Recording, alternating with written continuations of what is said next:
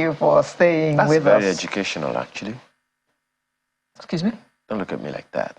It's very educational. VR, virtual reality. You know, just wear that and then you can go anywhere in the world. What? I guess he will use his own education fund to buy that headset, so he can go anywhere in the world. Especially now in that his bedroom. You can take a loan as a student loan. You can get the loan, and if your parents don't earn as much as 500,000 a year, yes. My parents are dead. That's just it. Well, if you want to go to school now, sorry.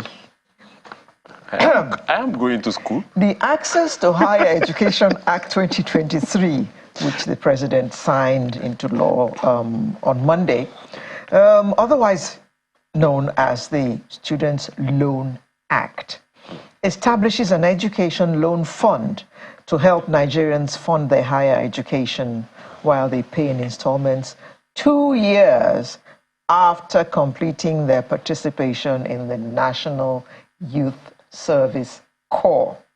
In other words, by that time they should have a job. Yeah, in their dreams. Yes. To look at this whole bill with us this morning, this whole education fund thing with us this morning, it's my pleasure to welcome Professor Omolade Adunbi. Adunbi. Yeah. Adunbi, Professor of Anthropology and Law. Good morning, and thank you for joining us. Thank you very much for having me. Yes. All kinds of questions have been asked since this thing was signed on Monday. And my first question is, okay, this loan is now available. Thank you, Lord, because many Nigerians don't go to school because their parents cannot afford to pay school fees but for them. active from September. But it says that they should pay back within 2 years of completing their NYSC. 2, 3, 4, 5 years on, they're still looking for jobs. Yeah, thank you very much again for having me here. And I would like to start by saying that, it's a step in the right direction that finally there is a Students' Loan Act promulgated by the National Assembly and signed into law by the new president. Mm-hmm. It's been long in coming, and I'm glad that it's finally here. Mm-hmm. But as it is with every new policy, when a new policy or a new law is enacted, then implementation becomes an issue. So the question we ought to be asking now is, what are the plans being put in place for implementation? So now we know what is in the Act, but how is it going to be implemented? And I think it is when we know how it is going to be implemented that we can begin to comment, authoritatively on it. But, as they say, Professor, the devil is in the details. Yeah. The law makes a number of, since you said it hasn't been implemented, the law makes a number of assumptions. Yeah. One, they start paying back from 2 years after NYSC. 2, there are certain prerequisites to get the loan. 3, the law assumes that they have a job 2 years after graduation. So let's speak on that for a bit. The law assumes that 2 years after NYSC, because it's after 1 year after NYSC. No, it's after NYSC that they have a 1-year youth service program. Yeah. After that 1 year, they have 2 years moratorium, after which they start paying back the loan. Given the number of people that graduate each year in the country, given the rate of unemployment all across the Federal Republic of Nigeria, what are your own realities? Not assumptions now. Yeah, Excuse me. I'll start with your assumptions, not my own reality. And the reason is that... When I say your reality, I mean, what are the realities that are confronting us in the face? Yeah, so some of the realities confronting us in the face right now, just like you mentioned, is the high rate of unemployment. But I'm going to assume that part of the new administration's calculation is that some of the economic policies that they are going to implement will lead to job creation. And if jobs were to be created, that will drastically reduce the unemployment rate in the country. Okay. So which means that every graduate should at least be able to secure a job after 2 years. Okay. And I think, 3 years post-graduation to begin to pay back a loan is a good deal for any student.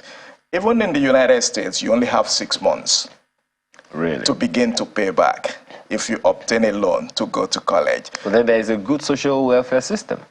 Well, people say there is a good social welfare system, but it depends on who you ask, and it also depends on who is in power. Okay. Even the so-called social welfare system, like unemployment benefits, it's not an unlimited unemployment benefits that people get. There is a cap. So sometimes it varies from state to state. There are some states that will say, well, the cap is just a few weeks. So if you're not able to secure employment after a few weeks, then the cap ends for you. Okay. So which means you'll no longer be entitled to that unemployment benefit. But back to the student loans thing, the reason why I said it's a good deal is that, 3 years post-graduation, you should be able to secure a job. If the economic policies that is going to be rolled out, I am assuming, will work. Then the second point to be made, just like I said initially, that with every law, there is the implementation or enforcement part of it. So then the next question becomes, what if a student is not able to secure employment after 3 years post-graduation? Will such a student be forced to pay back the loan? How? But of course, the question, yeah, absolutely. How is a student going to be forced to pay back? Okay. So which again brings back to the table that when it comes to implementation, there might be some level of flexibility. There might be a deferment period that, for example, if you are able to demonstrate to the board that is going to be set up to implement this, that you are yet to secure employment. So you might be able to defer for maybe a few more months or just a year. Let me probe something here, Prof. So, is there a need to, in your opinion, rework our academic syllabuses or programs or content in such a way that the students can actually have a standalone business before these 3 years we're talking about? Here's what I'm asking.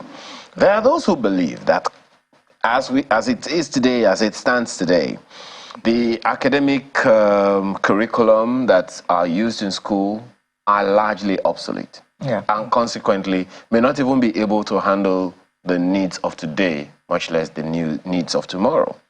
Second leg to that is that the NYSC program itself has embedded in it an entrepreneurship program that within that 1 year, in fact, I think it's one of the reasons that they go to what they call CD every week. Yeah. So there is I think in the first week there's some kind of background to having some kind of entrepreneurship training. So it is assumed that after that first year, you should be able to do a little bit of business. Now, speak to us about the possibility of that helping the students. I'm not talking about, we'll come to the will of the students themselves later, but speak to us about the quality of education that can empower the students and the capacity of the youth program to create some kind of entrepreneurship mindset for them. Taking the words out of my mouth. Two things, but thank you for that. Quality of education is highly dependent on how education is funded. So we've seen over the years, particularly starting with the era of a military regime in this country, how education has become, has moved from being the front burner of society to the last, to the last. And the reason is that first, when the military were in power, they saw education as a threat to their remaining in power. So they did not fund education. That unfortunately, the civilian administration that took over from them in 1999, rather than focus on reforming our educational system, decided to follow the footsteps of the military by concentrating, for example, on licensing more private universities instead of funding public universities. So the president was an ex-soldier. Yeah, absolutely. He was an ex-soldier. Obasanjo was an ex-soldier. Then the interregnum in between Obasanjo and Buhari didn't produce the quality leadership that we expected from them.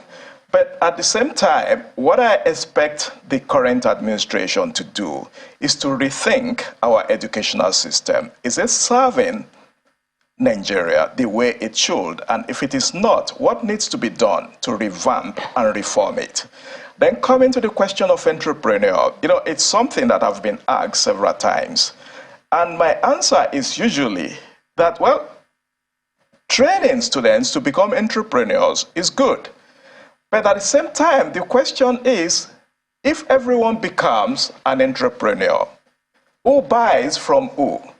So we'll be missing the point of university education or higher education if we think everything should revolve around entrepreneurship.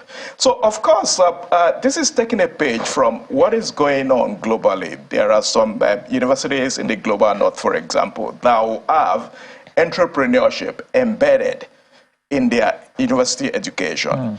But the kind of embeddedness that is involved here is not training everyone to become buyers and buy or sellers of a product.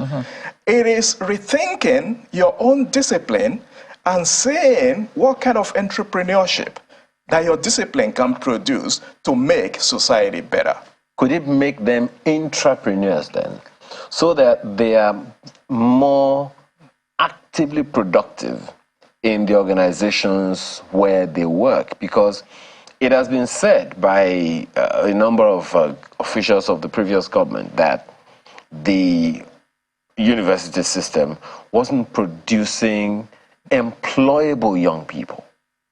So if, it's given, you said we can't all be entrepreneurs, fine. But how about making them intrapreneurs, to think like the business owners, so that the aggregate of work they will produce will actually help the organization to grow and employ more people? Yeah, thank you very much. I think, to say that, the previous administration, for them to have said that our university systems are not producing employable graduates is, it's a slap on the face of our university administrators. And I sympathize with our university administrators Isn't it an indictment on the government themselves?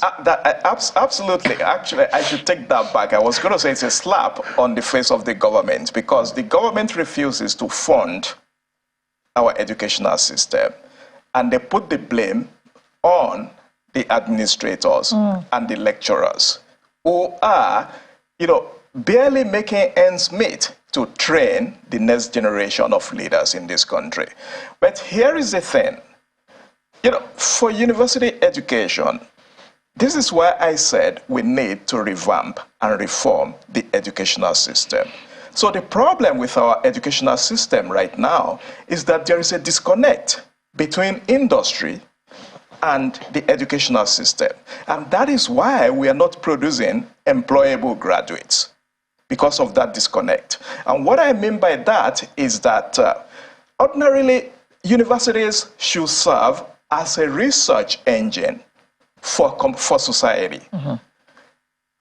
Whether it is in the area of pharmaceuticals, whether it is in the area of manufacturing, they should serve as engine, as vehicle to connecting with industries in ways that will make our industries to be proficient in what they produce. Okay. But that is completely absent now. And that is because our government doesn't fund research in universities. Research that can be valuable to industries outside of the universities. And when you see that disconnect, it makes our graduates unemployable because they are not being trained for those industries that exist in our country.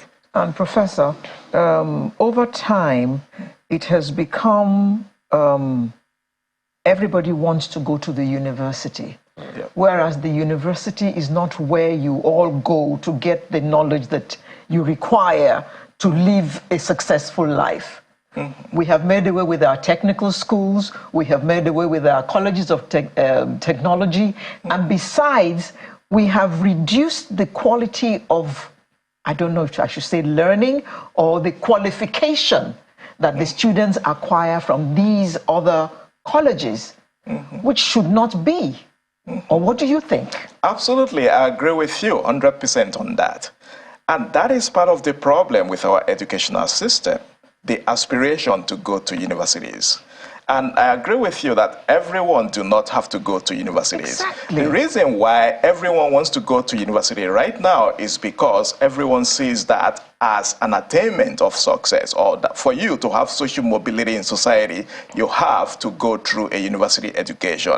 But if there are other options of attaining social mobility in society, such as community colleges or technical colleges that can help you to achieve success in life, many people will choose that option. So what I advocate for example, in reforming our educational system is to go back to the drawing board, look at what works, particularly in the 50s and 60s. During, for example, when there was, during the administration of people like Chief Obafemi Awolowo in the Western region. So the idea was for us to produce those who can get into some of the industrial estates and be engineers. And engineers in the sense of not university-trained engineers, but technical colleges-trained engineers. Hands-on engineers. And, you know, to improve on that, in the 70s and 80s, then there was the idea of having national diplomas. That is, if you don't want to end your education at the level of technical colleges, then you could have the opportunity to go to polytechnics. But now I see a lot of our polytechnics being converted to universities, which defeats the purposes for which these polytechnics were established for. So we need to go back to that, have our polytechnics, have our colleges of education to train quality teachers and have sound educational system that can serve society. Back to the loan. The students' loan. Yep. How does government plan to fund this? Where is the money going to come from that they're going to give to the students? That's a very good question. I wish I could answer that. One of the things that was said, maybe you may want to speak to this, is there's going to be an education bank. And there's going to be a board, and there's going to be some processes and all of that. Okay. Perhaps the challenge, which he's asking about, is the sustainability. Well, yes. The law also says that FIRS the devil is in the details again. Yes. FIRS is going to contribute 1%. The devil is going to be very busy while we're working on this. You know, but you know, perhaps the reason that question is being asked is the sustainability of it. Because yes, it's a law, but hey, we have quite a number of laws that are just that. It's on paper. Yeah. So here is the thing. Currently, there is the education tax that is levied. So that will go to the education bank. Industries in this country. And that goes to tertiary education trust fund, TED fund, which ordinarily should help to fund research and infrastructure in our universities. And one way the government could tackle this or could implement this law is to either levy additional 1% of education tax that goes into the education bank or whatever bank is they are going to set up to serve as the loan to serve the purpose of administering the students' loan scheme. Then the other option for them, which I've seen work everywhere else, is to just serve as a collateral for students to borrow from existing commercial banks. Okay. So if the federal government was to serve as a collateral for this for the students, then the students can approach commercial banks and borrow and get loans to fund their education, but not with interest and not at the rate at which commercial banks will lend to others who are into business. Interesting. Then the other point that can be made is that the government also ought to encourage parents to begin to think about setting up education funds for their wards. That is funny, Professor. I'm not even going to go into these that people, one. These are, I mean, because to qualify for this loan in the first place, your parents or your guardians must not earn more than 500,000. So if these are people of that caliber, how are they going to establish education funds for their children? Well, not necessarily for those who are earning 500,000 or below, but it's just a general statement that Nigerians ought to be thinking about that. But at the same time, I think saying that people should have a benchmark of 500,000 or less to qualify for the loan is not bad in itself. And the reason why I said it is not bad in itself is that it means a lot of people will qualify actually if they are able to demonstrate that their household doesn't make less than 500,000 more than 500,000 a year. So a lot of households in Nigeria will qualify for the loan. But in addition to the loan, the government ought to do something else, which is scholarships and grants. We used to have a scholarship board in this country in the 70s and 80s, and a lot of people benefited from that. So So we ought to be thinking about setting up scholarship boards, not only at the federal level, but also at the state level. State governments should also take on the mantle of leadership in this. Because funding education is not just a federal issue. It is a state issue and it is a local issue. I mean, local government issue. Okay, very interesting. The state governments, the same state governments that are yet to pay salaries? Don't answer that one. So let me ask you this one. Part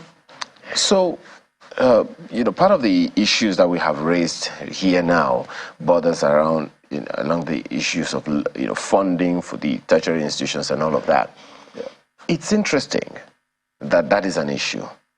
So if the students are now paying tuition in the universities, expectedly the universities will have enough money to pay the university lecturers, improving their infrastructure. Is that a fair assumption? No. Okay. So what do they need to pay school fees for? Tuition is good. Because that's what the student loan, is primary. Yeah, a lot of my friends will be disappointed in me saying this, that students will have to pay something to get an education. But at the same time, we should also remember that tuition is not what sustains universities. Okay. So universities ought to be looking elsewhere to see how they can have a sustainable stream of funding. Not necessarily from government. Not necessarily from the government. Actually, which is why I made the point earlier on that the universities ought to be connected to industries. Now don't give them the consultancy for free. Let them come and pay for it. But the reason I asked that question is, so essentially the tuition fees is a stream of income, not the... No, it's just a stream. It's a stream, fine. However, how do you bring that together with the position of ASU, Academic Staff Union of Universities, and SANO, Senior Staff Association of Nigerian Universities, saying they are kicking against the student loan program, saying that it is going to make many people not want to go to school, that those who cannot even feed themselves are now going to be imprisoned or captured by some kind of loan. What do you make of their position on that? I don't agree with that position at all, which is why I said many of my colleagues will be disappointed in what I'm saying. So I don't agree with that. I think ASU ought to rethink their position on that. Students should pay. Students should pay something to get an education. But the students already pay something already because they pay for handouts. Yeah, that's is not also going to the pocket of the university. Hey, I said they pay for handouts. The students don't know where it goes. Yeah, that is also another issue where I wouldn't like to go into. Please that. don't go into it. Yeah, but the bottom line is that we need to think about how university education is funded. I can use my own university as an example, the University of Michigan, which is the #1 public university in the United States, and among the top 20 best universities in the world. But it's a state-owned university. It is owned by the state of Michigan. But at the same time, less than 5% of our budget comes from the state. And tuition, it's about, I think, less than $300 million a year. But the annual budget for research alone at my university runs over $4 billion. So the question is, where does the university get its money from? As I said. Which is why I said the connection between industries and universities. That's a job you have just given ASU. But, so speaking to that now, because we're rounding off. We're rounding down. Okay. Thank you. We're rounding? We're closing in a minute. Okay. Thank you. So where do we go from here? You've given an assignment to the academia, you've given an assignment to states, and you have also charged the federal government. How about the students? Well, the students, my charge to the students is for them to think outside the box. And thinking outside the box means taking their education seriously and also focusing on what the future holds for them. I know it's a big issue, particularly when you don't know what tomorrow holds, but at the same time, your future is in your hands, and how you mold it is what becomes profitable for you in future. Prof. Yeah. Professor of Anthropology and Law. Just one more. You've only talked about tuition fees. Yeah. They also have to take care of accommodation, their feeding, and other things. That's what they need the loan for. Barely. No, the loan is for tuition.